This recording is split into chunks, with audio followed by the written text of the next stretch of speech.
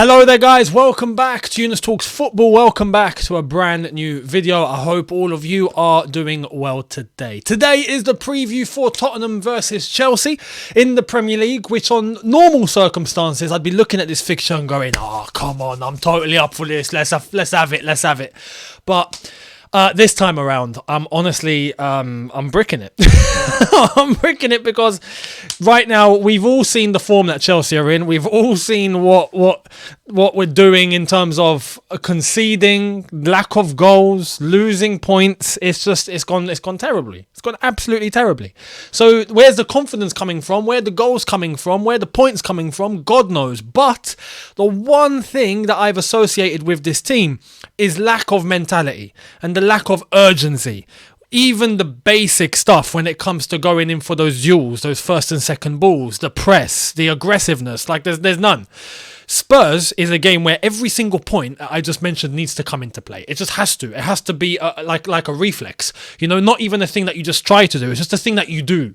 Because this is the hottest derby on the calendar. Spurs-Chelsea. It does not get bigger than this from a Chelsea perspective and from a Tottenham perspective. The clubs, I want to say hate, strong word, but hate each other, if you know what I mean. It's not even a case of just respected rivalry. Tottenham-Chelsea, it's proper bragging rights. So this is going to be a very important game and where everyone needs to show up. So we're going to get into the preview and what Chelsea have to do and what I'm expecting from Chelsea, what I'm expecting from Spurs. Because results have just not been going our way, but they've not been going Tottenham's way either, although they're in a much better position than we are. Before we get into all of that, we have to address the big elephant in the room, which is the death threats to Graham Potter. That, as far as I'm concerned, is disgusting, unacceptable, and a line not just crossed, but you have to understand, people.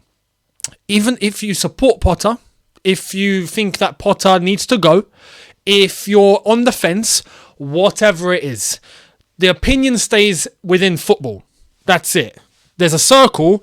It's all about football. Do not leave that circle. If you leave that circle and you start making it about someone personal, then there's a problem. You've not just crossed a line. You've picked up the line and you've thrown it out the window. Basically, death threats to him and his kids is despicable.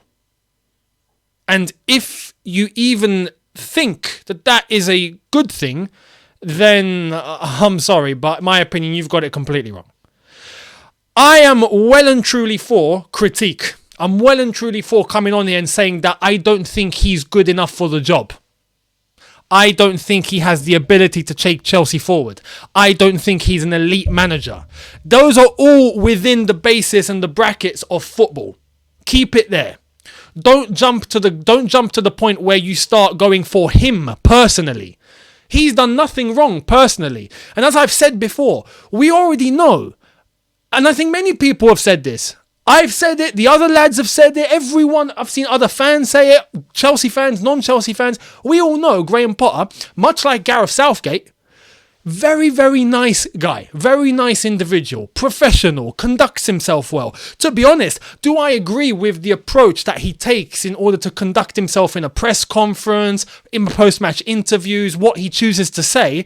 I would go about it differently. But I understand where he's coming from when I hear that he just wants to be professional. He wants to say what he reckons is in the best interest of the club. That's professional. That's completely professional. I have nothing wrong with that. Would I approach it differently? Yes, I would. I would bite where I feel like there needs to be an opportunity to bite. When talking about VAR decisions, for example, if it were me, I would mention it. I would, even to the press, even if it meant getting a fine but that's my nature. Everyone has their nature. His nature is to just take it on the chin and move on. Fair enough. That's his. Do I agree with it? No. Do I respect it? Yes. But this is the point. You have to understand that Graham Potter as an individual has done nothing wrong. He's a great guy, great individual, professional, and his kids. I mean, that's not even disgusting. That's gone beyond. What the hell have his kids done? You know, this is where I'm saying, if there's email coming through, first and foremost, how in the blue hell did anyone get an email address connected to Graham Potter? That's something that needs to be addressed by Chelsea Football Club immediately. There needs to be some sort of safeguard in there, not just for Graham Potter, but for anyone at the club. And that goes for other clubs as well. You can't leave any loophole for email addresses to just get thrown out into the public. Now, unless if someone has contacted Chelsea Football Club direct and addressed it to Graham Potter, that's a different situation, because the Chelsea website, for example, has a contact us section. So you can contact the club, not Graham Potter directly, but things can get filtered through to the manager, I'm guessing. So you have to be careful. To be able to critique is absolutely okay, which he has come out and said himself, so I respect that. To be able to keep things within the basis of football, absolutely fine. But to attack him directly, or his children, his family, nah, come on. No. That does not work like that. So I am fully in support of Chelsea conducting their investigation, coming to the basis of who has done it, where's it tracked to, whatever. But we have to understand two things. One, if this is a random email that just comes in and it's just someone that's just written a lot of crap, right? A lot of rubbish, then that's one thing. But if it's, which happens a lot to many people in the public eye, but if it's one thing where it's structurally written, it's a proper direct threat to him and his children, that needs to be investigated and taken to the police. Simple as that. And whoever has done that needs to be tracked down. But what's difficult, and this is where it's difficult to control everyone's opinion, which is why I'm going to come to Graham Potter in a minute. This email could have come from Nicaragua, or I don't know, Bangladesh, or Norway. I don't know, it might have come from England, who knows? But you have to be able to try and track down and investigate the matter. But it doesn't mean that it's come from here and the police here are going to be able to deal with it, because there's other jurisdiction in other countries that you have to adhere to. This is a thing. There are going to be opinions from other places on the planet. We are a globally connected world now, which means that Graham Potter, which is what he said earlier on, I was in agreement with when he said, when it comes to people's opinions and whatnot, look, I take what the closest people to me say, I take that into consideration. That's what matters. And others that are on Twitter and whatnot, not so relevant. For me, I understand that and I agree with him. In order for him to conduct his work, I agree that's how he needs to do it. You can't be absorbing every single opinion to your head will explode. You have to ignore. But you have to also understand, when results are the way that they are, there is going to be critique. There is going to be voices heard. There is going to be opinions, raised and projected, whether it's anger, whether it's calm, whether it's whatever. So you have to understand that does come part and parcel of the job. But death threats, nah. No one and everyone watching, please do not go down that road. I can only control or help control the people that actually watch. Please do not engage with anything that crosses that line. Do not engage with anything that's death threats or any personal threats or anything directed to someone's family or even to that individual personally. Please keep it within the frame of football. The channel name says it all. Younes Talks Football. We talk football. Don't go personal. Please do not go personal. Keep it within football. So I hope that we get to the bottom of it and there's an investigation and things get resolved. But at the same time, the one solution, and this is for Graham Potter, the one solution to all of this noise and critique, for myself included, because I don't believe that he's the man to take Chelsea Football Club forward. Everyone has their opinion in terms of who they reckon is best for their club. We all have one interest in common, which is to see Chelsea do well. Some people believe we will have it done well with Graham Potter. Some believe we won't with Graham Potter. But we all want one thing, which is the best for Chelsea Football Club. We want us to succeed. That's something we all have a common goal with. That's great. But for the noise, for all of this that's going on at the moment to calm itself down, there's one solution. Results. And not even results. I'm not expecting Chelsea to win every single game. I'm not. And I've said this countless times. So whoever wants to go back to the archives, go back to the archives. I've said I want to see progression. For me, it's inexplicable and unacceptable for us to be able to get players back, to get new signings, to get all of this, circumstances looking better, and then we play worse. That's just, it doesn't make sense. I understood to an extent when there were situations, injuries, red cards, no signings. I understood that. All of that now resolved. I'm expecting things to take one step at a time, right? Even if it's one step at a time, but I'm expecting progress, right? Which is why tomorrow is so crucial. Because if we don't see a performance that is better than the Southampton game, then What else is left? What else is possibly left? Which is, it comes to my point now of critique within football. This is where I have to critique Chelsea, Graham Potter's approach, some of the players. This is mind-boggling. We cannot put on another performance like we did against Southampton, especially against Tottenham. Which is why, personally, I honestly think the next 3 games are crucial. I really do. Tottenham, Leeds, Borussia Dortmund. That last game, because we're still in the competition that, we're still in, which means we can go on and win it. If we want to actually go and try and win it, we are in the competition. So there has to be an improvement, drastic, and we need to see it from tomorrow. We absolutely have to. And what has happened shouldn't shy away from critiquing Chelsea where they need to be critiqued. I want to stress that. We can't just pretend we're not seeing things and start being fake nice, right? Oh no, we'll accept this because, I don't want to critique anything. We can't do that. But at the same time, I want to see something positive. And if there is something positive, we say it. If there is something good, we say it. If there is an improvement, we say it. Which is, I'm here for it. I've said this before. If Graham Potter does actually end up getting something from this team, and we start to see it, we see it tomorrow, we see an improvement against Leeds, we see an improvement against Dortmund, I would be telling you, maybe we're onto something now. Maybe we are. Maybe. And maybe my analysis has been wrong. But till this point, I think my analysis has been right. So let's wait and see. Tomorrow is going to give us a key and a good indication as to where this team truly are. Considering we didn't train much, right? And that was done intentionally. So let's see if that approach has worked. Considering that players have had time to recover even more. So let's see if that has worked. Considering that we've had a week off since the last game, 7 days technically, not 6. So that's definitely something that's going to play a part. Let's see if that's helped and that's worked. And let's see if we have a different performance and a different game plan to how we did against Southampton, where we were playing against bottom of the league managerless Southampton, and we couldn't even pass a ball straight. Let's wait and see.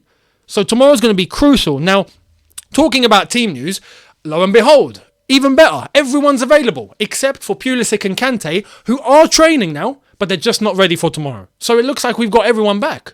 Happy days. There should be no excuse now, because the quality in the team is too good for me to accept a performance like Southampton. Or if we bottle it tomorrow in a way we shouldn't bottle it, I'm sorry, that's going to be unacceptable too.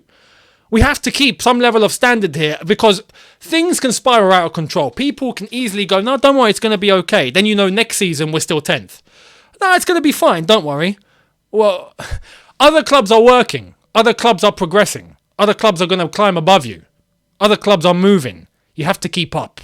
Can't get left behind. This is the approach that I'm taking. This is why I don't want Chelsea to continue the way they are.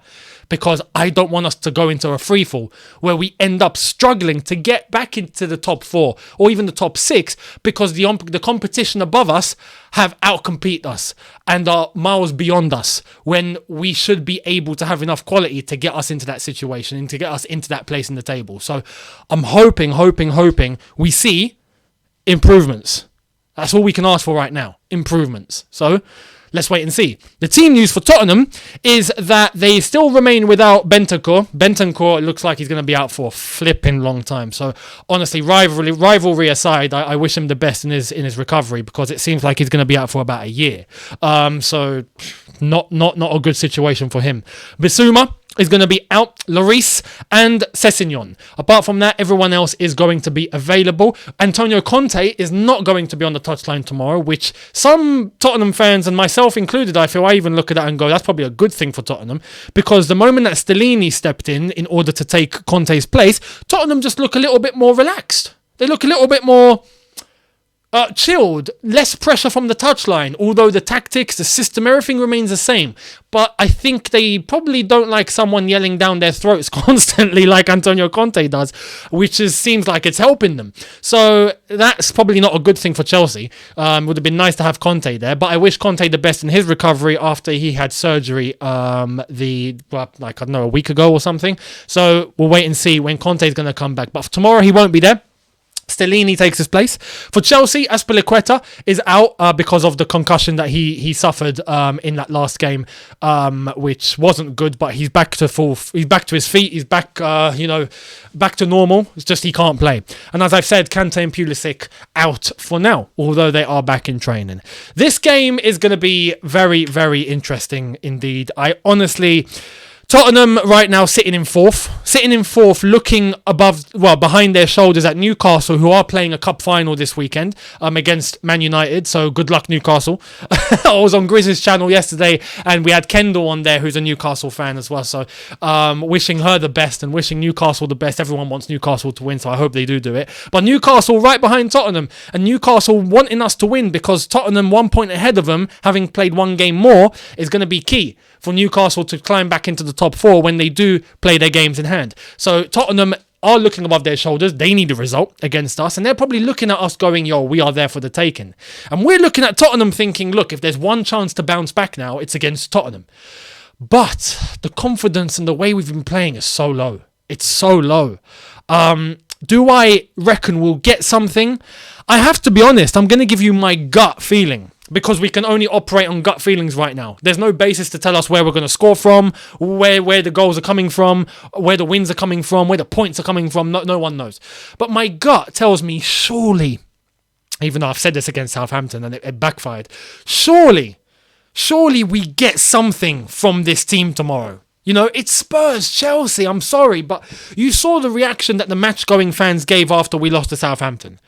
Those are the same fans that are going to be there at Tottenham Hotspur Stadium tomorrow, because it's match tickets based on loyalty points, and you need maximum loyalty points to get a Tottenham ticket, which means the hardcore lot are going to be there at Tottenham. They won't let this slide. This is Tottenham away. You have to put in the performance. Even, you know what? I'll be fair. Even if we don't win tomorrow, but I want to see us really, really in the game. But I don't accept that. Oh no, it's okay if we lose. No. I'm going in tomorrow thinking we have the quality to win and quality to get 3 points. We have to go and get it. Simple. So now more than ever. But Chelsea, in terms of how we play, the starting 11, this is where it's all going to be key, I reckon. And as I've said, for me, the most important thing is going to be the mentality. It's not even the system, the way we play, because these players are talented. And I think there's a base, there's a foundation, there's a basic way of moving the ball and you know, passing around and getting into space and creating opportunity. There is, right? That's a bare minimum. Then you get to the real detail that the manager normally instructs you in terms of positioning, in terms of moving into a certain lane, a certain space, being able to pick out a certain player, making a certain run, being able to defend in a certain way. Like all those things come from the manager, and those are instructions. But there's a basic foundation that you should have with players of this quality that should be able to get some sort of job done. Tomorrow's going to come down to who wants it most. Simple. We need that. Southampton game lacked the basics. First and second balls. Nah. Pressing didn't exist. Aggressiveness, none. Moving at that extra mile an hour to be able to close space down as quickly as you can, being able to show that sharpness, being able to show that intensity, that physicality, going for a challenge. Those things we didn't do against Southampton, except for a brave 15 minutes when the second half started. So we need to be careful. This game is where that matters, and you have to show up. If not, we're going to get eaten. So, starting 11. How should we play? Let's get into it. This is going to be my starting 11. So, we start off with Kepa in goal, for sure. And Kepa's, fair play to Kepa. I've got nothing bad to say about Kepa. Fair play to him in terms of how he's played. His record has actually been good. Considering we've not got points, he's done the maximum he can. So it is what it is. Now, against Southampton, we had players rested. Every single one of them come back. Simple. Reece James, back. Thiago Silva, back. Badiashile absolutely needs to play, and Ben Chilwell absolutely needs to play. Now, Ben Chilwell has been getting critique as well, and fair enough, but so has Cucurella. So I think the most consistent one is going to be Ben Chilwell, the person that's been there and done it before, that understands exactly what needs to be done here. I think is going to be Ben Chilwell. Not to say Cucurella won't. Cucurella's had his own issues, but Chilwell I'm expecting to be in the lineup tomorrow. So that would be my back four. Thiago Silva, Badiashile absolutely locks us down. But that back four are going to be the ones that have to watch out for Harry Kane, for Son, for all of these guys that do cause threat for Tottenham. And when Tottenham do move the ball forward, they do pose potent threat. Their problem is defensively, which might work in our favour. But let's get into it. The midfield, I would go with Enzo, And I would go with Dennis Zakaria. I think this provides us with the best balance. I would go over 4-2-3-1, by the way, just to incorporate João Felix, who I'm going to put. Might as well include him now. Here he is. Stick João Felix in front. But that is enough balance for us. Dennis Zakaria needs to come back into this team. We need a DM there. We need a strong, solid DM. Someone that's going to do the dirty work alongside Enzo and help free Enzo a little bit. We've tried Enzo with Loftus-Cheek. We've tried Enzo with even Kovacic.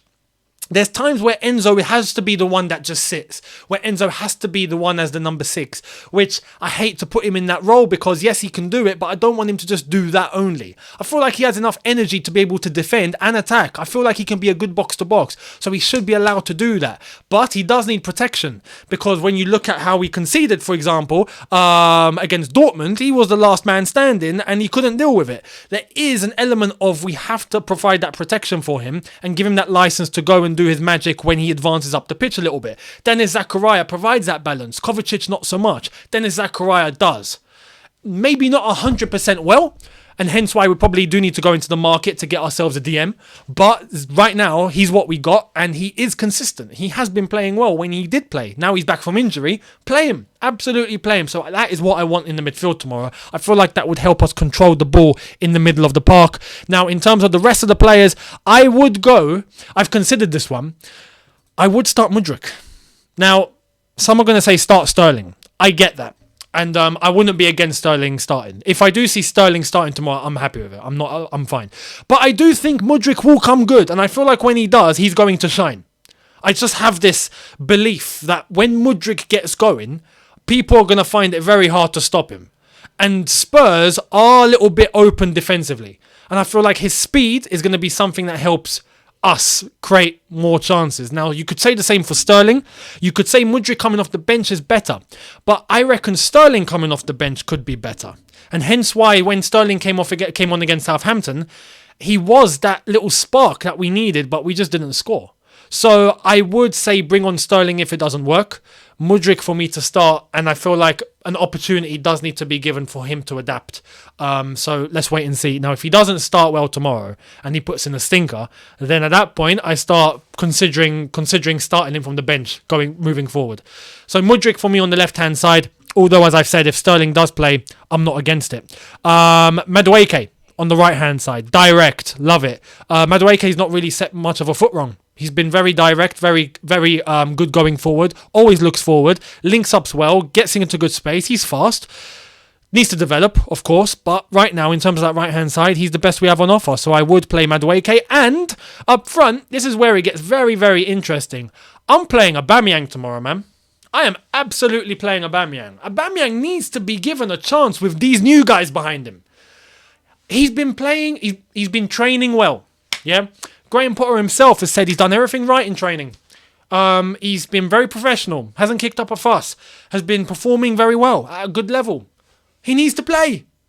We can't be sticking with Kai Havertz up top. We can't be relying on Fofana. Even if Fofana started, I wouldn't be against that either. I thought he was bright against Southampton until he got taken off.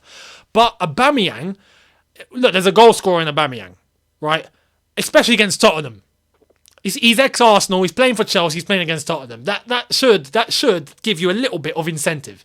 But with Aubameyang now having Mudryk, Madueke, Felix, Enzo, but that's a complete new lineup behind him. Try it. Maybe it works. Maybe there's relationships that form. Maybe him and Felix have something going on.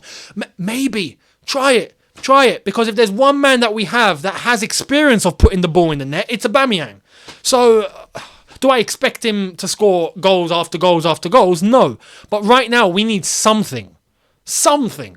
So Aubameyang, for me, starts. So that, ladies and gentlemen, would be my starting 11. Let me know down below if you agree or disagree with that starting 11. Much appreciated. Now to the prediction, the all-dreaded prediction. I don't even want to give you a prediction. I just want to go, no, we'll just wish for the best. Good luck, Chelsea, and that's it. But I'll be honest with you. And this is the one thing. I come on here and I'm real. I'm real with you guys. I tell you exactly how I feel. I don't sugarcoat. I like to be honest. Some people like it. Some people don't. It is what it is. That's normal. That's life. Ironically, that's life. But I am honestly... do I see us winning tomorrow? I honestly don't.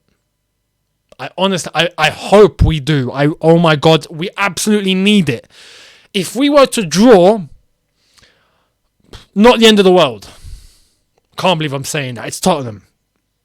But how do I really see it ending tomorrow?